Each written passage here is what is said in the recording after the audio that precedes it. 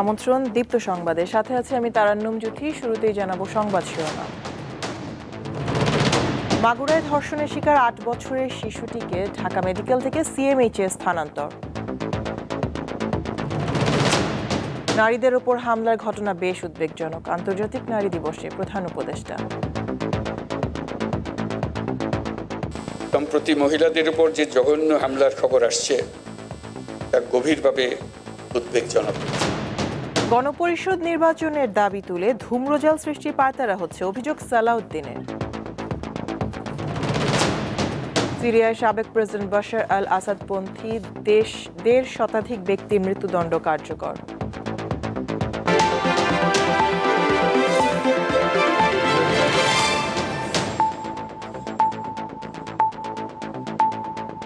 এবার বিস্তারিত। মাগুরায় ধর্ষণের শিকার ৮ বছরের শিশুটিকে ঢাকা মেডিকেল কলেজ হাসপাতাল থেকে আজ ঢাকা সিএমএইচে স্থানান্তর করা হয়েছে। গতরাত থেকে তাকে লাইফ সাপোর্টে রাখা হলেও অবস্থার উন্নতি হয়নি। এদিকে ভুক্তভোগী শিশুটির মায়ের সঙ্গে কথা বলেছেন বিএনপির ভারপ্রাপ্ত চেয়ারম্যান তারেক রহমান। চিকিৎসা ও আইনি সহায়তার আশ্বাস দিয়েছেন তিনি। বৃহস্পতিবার রাত থেকে ঢাকা মেডিকেলে মৃত্যুর সাথে লড়াই করছে ৮ বছরের ছোট্ট শিশুটি। বোনের বাড়িতে যেখানে আদরে থাকার কথা, সেখানে নিদারুণ যন্ত্রণাই এখন তার সঙ্গী। মেয়েটির মায়ের অভিযোগ, এই পাশবিক নির্যাতনের সাথে জড়িত বড় মেয়ের জামাই, শ্বশুর ও ভাসুর। মনি কাছের ঘরে আছে, লাইট সাপোর্টে এখন ব্লাড দিচ্ছে, ৩ জনে মিলেই করছে, মেয়ে, শ্বশুর, জামাই আর হইলে ভাসুর। আমার কথা যে তাদের একবারে ফাঁসি দিয়ে দিক, যাতে আর কোনো মা বোনের দিকে এরকম চোখ তুলে না থাকে।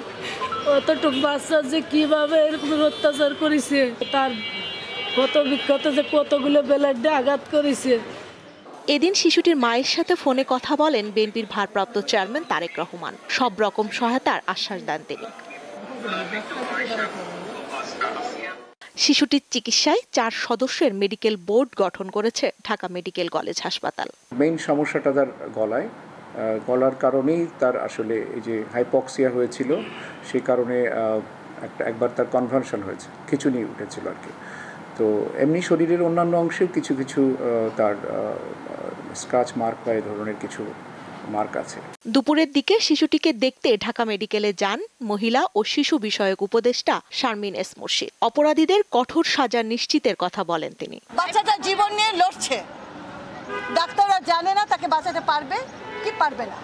আমি আমার সর্বোচ্চ চেষ্টা করব যেন হোম এবং আইন এই দুটো জায়গা থেকে এই বাচ্চাটা সম্পূর্ণ এবং দ্রুতভাবে বিচার পায়। বৃহস্পতিবার দুপুরে মাগুরায় বোনের বাড়িতে বেড়াতে গিয়ে ৮ বছরের ছোট্ট শিশুটি ধর্ষণের শিকার হয় বলে পরিবারের অভিযোগ।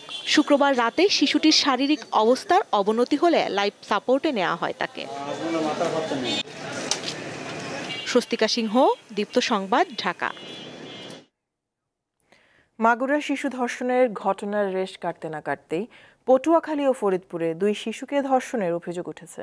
পটুয়াখালী কলাপাড়ায় 10 বছরের এক শিশুকে ধর্ষণ চেষ্টার অভিযোগে এক বৃদ্ধকে গ্রেপ্তার করেছে পুলিশ।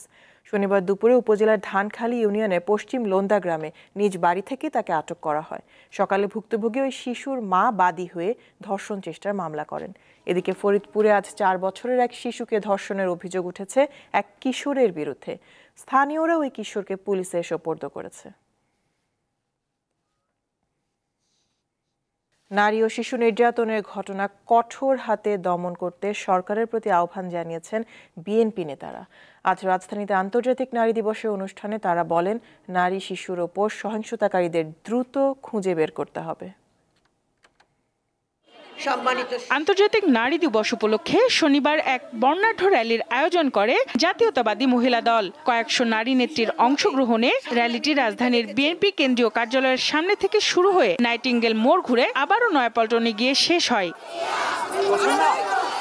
এর আগে সংক্ষিপ্ত সমাবেশে বিএনপি স্থায়ী কমিটির সদস্য সেলিমা রহমান বলেন, নারীদের হেনস্থার মাধ্যমে কিছু লোক দেশকে অন্য জায়গায় নিয়ে যেতে চাচ্ছে। সরকারকে বলতে চাই, আপনারা অনেক কথা বলছেন, বলেন, কিন্তু সমাজের যে অস্থিতিশীলতা, সমাজে এই যে অভ্যাসটি, সমাজে এই যে নারী ধর্ষণ, নারী অপহরণ, এটা যদি বন্ধ করতে না পারেন তাহলে আমাদের বাংলাদেশের যে জনগণ যে স্বপ্ন নিয়ে এই বাংলাদেশকে আবার মুক্ত করেছে সেই স্বপ্নটা আমাদের পূরণ হবে। এদিন দুপুরে ছাত্রদলের আয়োজনে ঢাকা বিশ্ববিদ্যালয়ের ছাত্র শিক্ষক কেন্দ্র প্রাঙ্গণে অদম্য নারী শক্তিতে অজেয় কর্মসূচিতে প্রধান অতিথির বক্তব্যে বিএনপি স্থায়ী কমিটির সদস্য সালাউদ্দিন আহমেদ বলেন, নারীদের ওপর সহিংসতার ঘটনায় আওয়ামী লীগের দোসররা জড়িত আছে কিনা তা আইন শৃঙ্খলা বাহিনীকে খুঁজে বের করতে হবে। সকল আইন প্রয়োগকারী সকল সংস্থাকে অনুরোধ করব, আপনারা সুষ্ঠু তদন্তের মাধ্যমে প্রত্যেকটি ঘটনার রহস্য উন্মোচন করুন এবং এর মধ্যে পতিত ফেসিবাদের দোষরদের কোনো কারুকাজ আছে কিনা, কোনো কারসাজি আছে কিনা, কোনো চক্রান্ত আছে কিনা আপনারা বের করুন। বাংলাদেশের পরিস্থিতি যাতে আর কোনোভাবে অস্থিতিশীল না হতে পারে এবং বাংলাদেশের ভাবমূর্তি যাতে দেশ এবং বিদেশে আর ক্ষুণ্ণ না হয় সেই দিকটা আপনারা লক্ষ্য রাখুন। বর্তমানে নারী ও শিশুদের প্রতি নির্যাতন উদ্বেগজনক হারে বাড়ছে বলেও মন্তব্য করেন তিনি। যে পরিমাণে বৃদ্ধি পাচ্ছে সেটা অনেক উদ্বেগজনক। সঞ্জিদা প্লাবনী, দীপ্ত সংবাদ, ঢাকা। প্রধান উপদেষ্টা ডক্টর মোহাম্মদ ইউনূস বলেছেন, নারীদের উপর যেসব হামলার খবর আসছে তা খুব উদ্বেগজনক। আজ আন্তর্জাতিক নারী দিবসের অনুষ্ঠানে তিনি জানান, নতুন বাংলাদেশে নারী পুরুষের সমান অধিকার প্রতিষ্ঠায় সরকার অঙ্গীকারবদ্ধ। সমাজের বিভিন্ন ক্ষেত্রে বিশেষ অবদানের স্বীকৃতি হিসেবে 5 নারী পেলেন শ্রেষ্ঠ অদম্য নারী সম্মাননা পুরস্কার। শনিবার রাজধানীর ওসমানী স্মৃতি মিলনায়তনে প্রধান উপদেষ্টা ডক্টর মোহাম্মদ ইউনূস তাদের হাতে পুরস্কার তুলে দেন। অর্থনীতিতে শরীফা সুলতানা, শিক্ষা ও চাকরিতে হালিমা বেগম, সফল জননী মেরিনা বেসরা, জীবন সংগ্রামে জয়ী লিপি বেগম, সমাজ উন্নয়নে অসামান্য অবদানের জন্য মুহিন মোহনা এবং বিশেষ বিবেচনায় বাংলাদেশ নারী ক্রিকেট দলকে পুরস্কৃত করা হয়। যৌন হয়রানি প্রতিরোধ ও সুরক্ষা আইন। পরে বক্তব্য রাখেন প্রধান উপদেষ্টা, বলেন, নারীরা নিজ নিজ ক্ষেত্রে এগিয়ে যাচ্ছে, কিন্তু কিছু ক্ষেত্রে তারা প্রতিকূলতার মুখোমুখি হচ্ছেন। সম্প্রতি মহিলাদের উপর যে জঘন্য হামলার খবর আসছে তা গভীরভাবে উদ্বেগজনক। এটি নতুন বাংলাদেশের যে স্বপ্ন আমরা দেখছি তার সম্পূর্ণ বিপরীত। আমরা এই নতুন বাংলাদেশে নারী পুরুষ সকলের সমান অধিকার প্রতিষ্ঠা করতে অঙ্গীকারবদ্ধ। আমরা আমাদের সকল শক্তি প্রয়োগ করে এই অধিকার প্রতিষ্ঠা করব। নারী ও শিশুদের নিরাপত্তা নিশ্চিতে বিশেষ গুরুত্ব আরোপ করেন প্রধান উপদেষ্টা। আমরা যে নতুন বাংলাদেশ গড়ার স্বপ্ন দেখছি, নারীদের অংশগ্রহণ ও তাদের অধিকার নিশ্চিত করা ছাড়া তা সম্ভব হবে না। এই অধিকার প্রতিষ্ঠার জন্য নারীদের সাথে পুরুষদেরও সহযোদ্ধা হিসেবে দাঁড়াতে হবে। সমাজে নারীদের ন্যায্য স্থান প্রতিষ্ঠার জন্য পুরুষদেরকে উৎসাহী প্রতিযোগীরা এগিয়ে আসার জন্য আহ্বান জানাচ্ছি। অন্তর্বর্তী সরকারের প্রধান অভিযোগ করেন, একটি মহল দেশে অস্থিরতা সৃষ্টির পায়তারা করছে। এই শক্তি মাথাচাড়া দেওয়ার জহিরুল হাসান, দীপ্ত সংবাদ, ঢাকা। দেশের সকল মানুষকে গণপরিষদ নির্বাচনের দাবি তুলে ধূম্রজাল সৃষ্টি করা হচ্ছে বলে অভিযোগ করেছেন বিএনপির স্থায়ী কমিটির সদস্য সালাউদ্দিন আহমেদ। আজ ঢাকায় খেলাফত মজলিসের ইফতার অনুষ্ঠানে এই কথা বলেন তিনি। এ সময় জামায়াতে ইসলামী, এবি পার্টি ও গণ অধিকার পরিষদের নেতারা জুলাই আগস্ট হত্যাকাণ্ডের দ্রুত বিচার দাবি করেন। বিভিন্ন ধারায় কাজ করবার রাজনৈতিক কাজ করবার মানুষগুলো শনিবার রাজধানীর একটি হোটেলে রাজনীতিবিদ, সাংবাদিক ও বিশিষ্টজনের সম্মানে ইফতারের আয়োজন করে খেলাফত মজলিস। এতে বিএনপি ও জামায়াত ইসলামী সহ বিভিন্ন রাজনৈতিক দলের নেতারা অংশ নেন। কিন্তু ঐক্যটা নাই কেন? ইফতারের আগে বক্তব্য রাখেন তারা। এতে জুলাই আগস্টের হত্যাকাণ্ডের বিচার এবং গণ অভ্যুত্থানের চেতনায় ঐক্য ধরে রাখার উপর গুরুত্বারোপ করা হয়। এখনো অনেকের কথার মধ্যে ফ্যাসিস্ট সরকারের প্রতি আনুকূল্য দেখা যায়। বাংলাদেশের মানুষ ফ্যাসিস্ট সরকারকে আর গ্রহণ করবে না, করতে দেবে না ইনশাআল্লাহ। বিএনপি রাজনৈতিকভাবে বলেছে ছাত্রদের আন্দোলন সেটা, কিন্তু পেছনে পেছনে সর্বাত্মক সাহায্য করেছে। শিবির জামাতের লোকেরা নিজেদের পরিচয় গোপন রেখে এই আন্দোলনের সর্বাত্মকভাবে সাহায্য করেছে। কিন্তু এখন কেন এত প্রশ্ন তুলছে এবং কেন আমরা একে অপরের অবদান নিয়ে কাজ করছি? এই ফ্যাসিস্ট আওয়ামী লীগ সরকার জালেম যে খুন করেছে আমাদের ছাত্রভাই জনতা, এটার বিচার হতেই হবে। এই বিচারের জন্য আমরা বারবার বলতেছি, বিচার যতক্ষণ না হবে ততক্ষণ কিন্তু সুষ্ঠু নির্বাচনের পরিবেশ হবে না। অনুষ্ঠানে বিএনপির স্থায়ী কমিটির সদস্য সালাউদ্দিন আহমেদ গণপরিষদ ও জাতীয় নির্বাচন একসঙ্গে আয়োজনের বিষয়ে জাতীয় নাগরিক পার্টির প্রস্তাবের সমালোচনা করেন। একই সাথে গণপরিষদ এবং জাতীয় সংসদ নির্বাচন হতে পারে যদি জাতীয় ঐক্যমত সৃষ্টি হয়, এরকম একটা কথা রয়টার্সকে বলা হয়েছে। যে শব্দাবলী এবং যে সংজ্ঞা রাজনৈতিক অভিধানে নাই সেগুলোর অসংলগ্ন প্রয়োগের মাধ্যমে আমরা যেন ধর্মজাল সৃষ্টি না করি। আমাদের কথা পরিষ্কার, এখানে কোনো জাতীয় ঐক্যমত এই বিষয়ে হয়তো হবে না। এই মুহূর্তে জাতীয় নির্বাচনে অগ্রাধিকার দেওয়া উচিত বলে মনে করেন বিএনপির এই নেতা। জাতীয় সংসদ নির্বাচনই হবে আমাদের সবচাইতে। নূর আলম, দীপ্ত সংবাদ, ঢাকা। সবাইকে। জাতীয় নাগরিক পার্টি এনসিপির উত্তরাঞ্চলের মুখ্য সংগঠক সার্জিস আলম বলেছেন, মব সৃষ্টির মাধ্যমে নারীদের হেনস্থা কোনোভাবেই গ্রহণযোগ্য নয়। দেশজুড়ে নারীর প্রতি সহিংসতা ও নিপীড়নের প্রতিবাদে আজ রাজধানী শাহবাগে এনসিপির বিক্ষোভ সমাবেশে তিনি কথা বলেন। সার্জিস আলম বলেন, নারীদের যতটুকু নিরাপত্তা দেওয়ার প্রয়োজন ছিল এই সরকার তা নিশ্চিত করতে পারছে না। যেসব নারী জাতীয় নাগরিক পার্টিতে যোগ দিচ্ছেন তাদেরকে টার্গেট করে গুজব ছড়ানো হচ্ছে বলে অভিযোগ করেন তিনি। এইটার স্বীকৃতি মুহূর্তে চলে যাচ্ছে শহীদ তার কোনো সম্মান থাকে না। কেউ যদি কোনো ধরনের মব কালচারকে ব্যবহার করে বিন্দুমাত্র আমাদের বোনদের দিকে দৃষ্টি দেওয়ার চেষ্টা করে কিংবা তাদের সিকিউরিটি বিঘ্নিত করার চেষ্টা করে, তাহলে আমাদের এই আইন শৃঙ্খলা রক্ষাকারী বাহিনী এবং সংশ্লিষ্ট মন্ত্রণালয়গুলো ব্যর্থ বলে প্রমাণিত হবে। এবার আরএফএল ওয়াইড্রপ ঈদবাজার।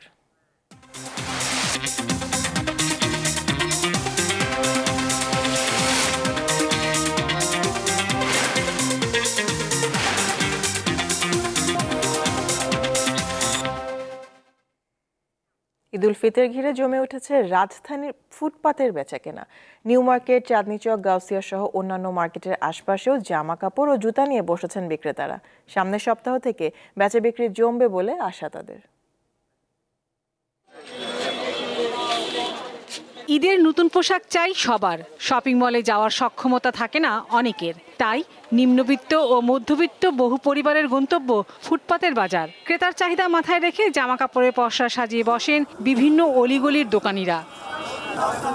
জামা, জুতা, গহনা, ব্যাগ কি নেই ফুটপাতে। যেহেতু ঈদে একটু বাড়তি বাজেট থাকে, তাই সংসারে নিত্য প্রয়োজনীয় টুকিটাকি জিনিসপত্রও কেনেন অনেকে। সকাল থেকে টুকটাক চলছে আর আলহামদুলিল্লাহ। দাম তুলনামূলকভাবে কমই দেখতেছি, ঈদের হিসাবে যেরকম অতিরিক্ত দাম হওয়ার কথা কিন্তু এখনো হয় নাই। সকাল 10টার পর থেকে ক্রেতার আনাগোনা ও বিক্রেতার হাঁক ডাক শুরু হয় রাজধানীর বিভিন্ন ফুটপাতে। 6 রোজা না 7 রোজা গেল গা, বেচা কিনা অন্তরি পারে নাই। এরা 10 থেকে 15 রোজা যাইবো, এরপর আস্তে আস্তে পারবে। 400 টাকা থেকে বড়দের আছে 1200, 1500, তারপর 800, 600 এরকম দামের ভিতরে। বড়দের পাশাপাশি ছোটদের জামা কাপড়, জুতা ও কসমেটিক্সের চাহিদা পূরণের আপ্রাণ চেষ্টা অভিভাবকদের। জুতো কিনবো, জামা কিনেছি আর মেকআপ কিনবো। ফ্যামিলির জন্য 3 পিস কিনেছি, তারপরে জুতা কিনেছি এবং বাচ্চার লেহেঙ্গা কিনেছি। বাচ্চার জন্য জুতো দেখতেছি আর কি, আমার জন্য একটু পাঞ্জাবি দেখবো। সময় যত গড়াবে ততই ফুটপাতের বেচা বিক্রি বাড়বে বলে আশা বিক্রেতাদের। লাবণী গুহ, দীপ্ত সংবাদ, ঢাকা।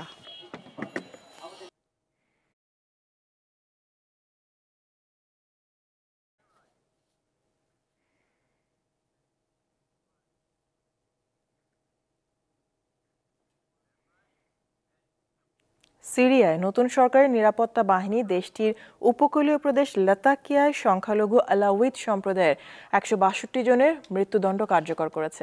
তাদের সবাই ক্ষমতাচ্যুত প্রেসিডেন্ট বাশার আল আসাদের অনুসারী।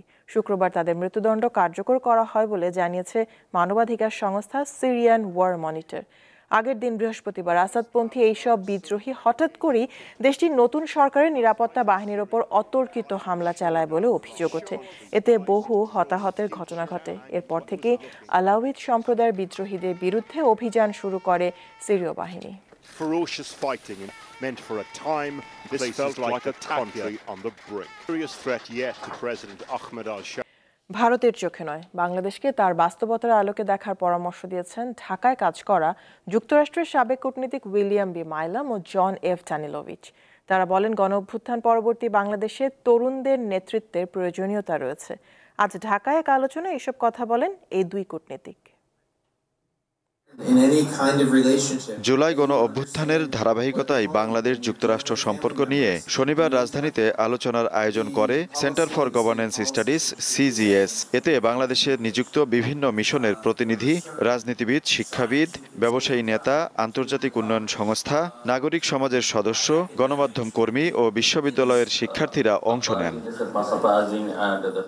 বাংলাদেশে কাজ করা যুক্তরাষ্ট্রের সাবেক কূটনীতিক জন এফ ড্যানিলোভিস বলেন, প্রতিটি দেশকে মূল্যায়ন করতে হবে ওই দেশের বাস্তবতার নিরিখে। বাংলাদেশের রাজনৈতিক পরিমণ্ডলের সবচেয়ে কঠিন চ্যালেঞ্জগুলোর মধ্যে একটি হলো শাসক দলের জবাবদিহির অভাব। গণতন্ত্রকে বিকশিত করতে হলে একটি শক্তিশালী সামরিক বেসামরিক সম্পর্ক অপরিহার্য। স্বৈরাচারী শাসন কখনোই গণতন্ত্রের জন্য সহায়ক নয়। যুক্তরাষ্ট্রের অর্থায়ন নীতি চলমান সংস্কারের সাথে সামঞ্জস্যপূর্ণ হওয়া উচিত। আর বাংলাদেশকে ভারতের চোখে না দেখে স্বাধীন দেশ হিসেবে মূল্যায়ন করা উচিত।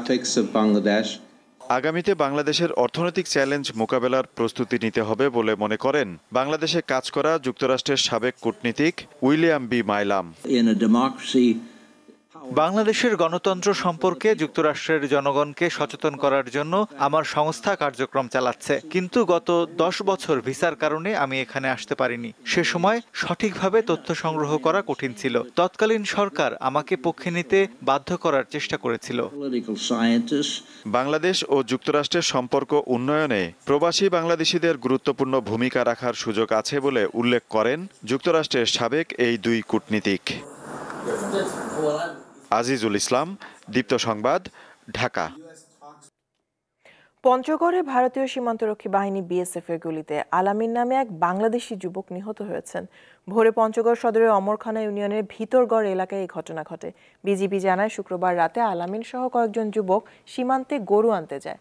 তারা অবৈধভাবে ভারতে প্রবেশের চেষ্টা করলে ভারতের 46 BSF ব্যাটালিয়নের ভাটপাড়া ক্যাম্পের টহলরত সদস্যরা তাদেরকে লক্ষ্য করে গুলি ছোড়ে। সকালে ভারতের অভ্যন্তরে আবালুপাড়া নামক স্থানে আলামিনের মরদেহ পড়ে থাকতে দেখেন স্থানীয়রা।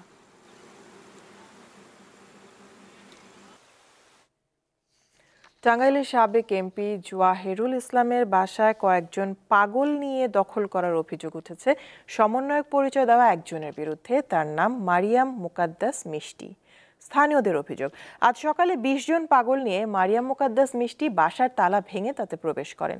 সেখানে পাগলের আশ্রম তৈরির সিদ্ধান্ত নেওয়া হয়েছে বলে জানান তিনি। এ সময় মারিয়াম মুকাদ্দাস মিষ্টি বলেন, আওয়ামী লীগের সব নেতার বাড়িতে পাগলের আশ্রম গড়ে তোলা হবে। বাড়িটিতে আল মুকাদ্দাস ফাউন্ডেশনের 20 জন পাগলকে রাখা হয়েছে। 6 ফেব্রুয়ারি ছাত্র জনতা সাবেক এমপি জওয়াহেরুল ইসলামের এই বাড়ি ভাঙচুর করে।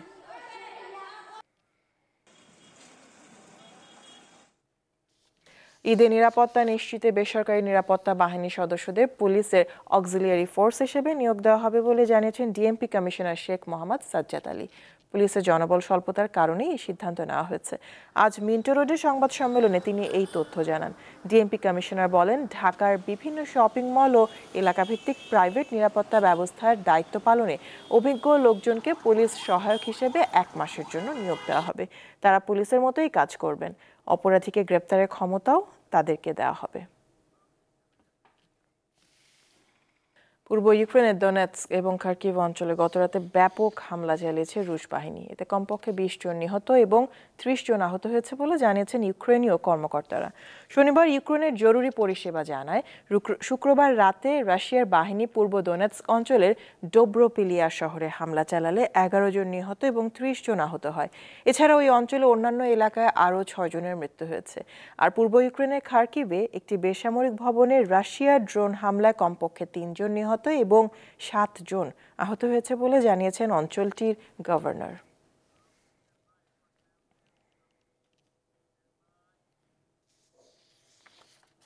খেলার খবর, চ্যাম্পিয়ন্স ট্রফিতে এখন কেবলই বাকি ফাইনালের হাই ভোল্টেজ ম্যাচ। কাল শিরোপা নির্ধারণী ম্যাচে মুখোমুখি হবে ভারত ও নিউজিল্যান্ড। দুবাইয়ে ম্যাচ শুরু হবে বাংলাদেশ সময় বেলা 3টায়। কাঁধের চোটের কারণে নিউজিল্যান্ডের পেসরা ম্যাট হেনরির খেলা নিয়ে দেখা দিয়েছে শঙ্কা। ভারতকে হারিয়ে প্রথমবার আইসিসির কোনো শিরোপা জয় নিউজিল্যান্ডের। বলছিলাম 2000 সালের আইসিসির নকআউট টুর্নামেন্টের ফাইনালের কথা। এবারও চ্যাম্পিয়ন্স ট্রফির ফাইনালে মুখোমুখি হবে এই দুই দল। দু দলের ক্রিকেটারই আসর জুড়ে দাপট দেখিয়েছেন ব্যাটে বলে। যদিও এক মাঠেই টুর্নামেন্টের সব ম্যাচ খেলায় ফাইনালে বাড়তি সুবিধা পাবে টিম ইন্ডিয়া। একই সাথে গ্রুপ পর্বে নিউজিল্যান্ডকে হারানোর সুখস্মৃতি এখনও বেশ তরতাজা মেন ইন ব্লুদের। ফাইনালে তুরুপের তাস হতে পারেন বরুণ চক্রবর্তী। নিউজিল্যান্ডের বিপক্ষে গ্রুপ পর্বের ম্যাচে একাই নিয়েছেন 5 উইকেট। সাথে লড়াইতে থাকবেন বিরাট কোহলি। 4 ম্যাচে 1 সেঞ্চুরি নিয়ে 217 রান করেছেন তিনি।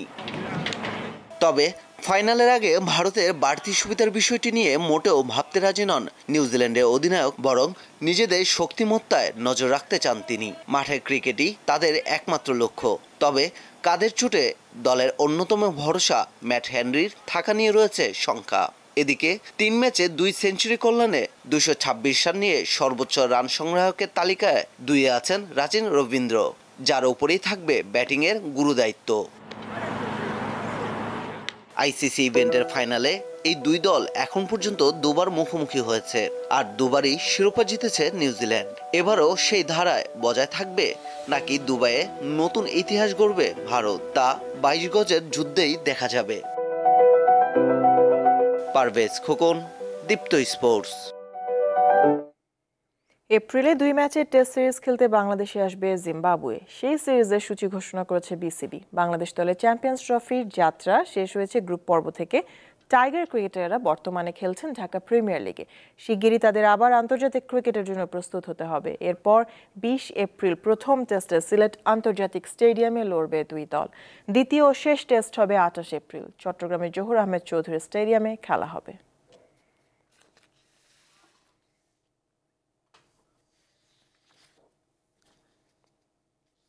এর সাথে শেষ করব দীপ্ত সংবাদ শিরোনামগুলো জানাবো আরো একবার। মাগুরায় ধর্ষণের শিকার 8 বছরের শিশুটিকে ঢাকা মেডিকেল থেকে সিএমএইচে স্থানান্তর। নারীদের ওপর হামলার ঘটনা বেশ উদ্বেগজনক, আন্তর্জাতিক নারী দিবসে প্রধান উপদেষ্টা। গণপরিষদ নির্বাচনের দাবি তুলে ধূম্রজাল সৃষ্টির পায়তারা হচ্ছে, অভিযোগ সালাউদ্দিনের। সিরিয়ায় সাবেক প্রেসিডেন্ট বাশার আল আসাদপন্থী 1.5 শতাধিক ব্যক্তির মৃত্যুদণ্ড কার্যকর।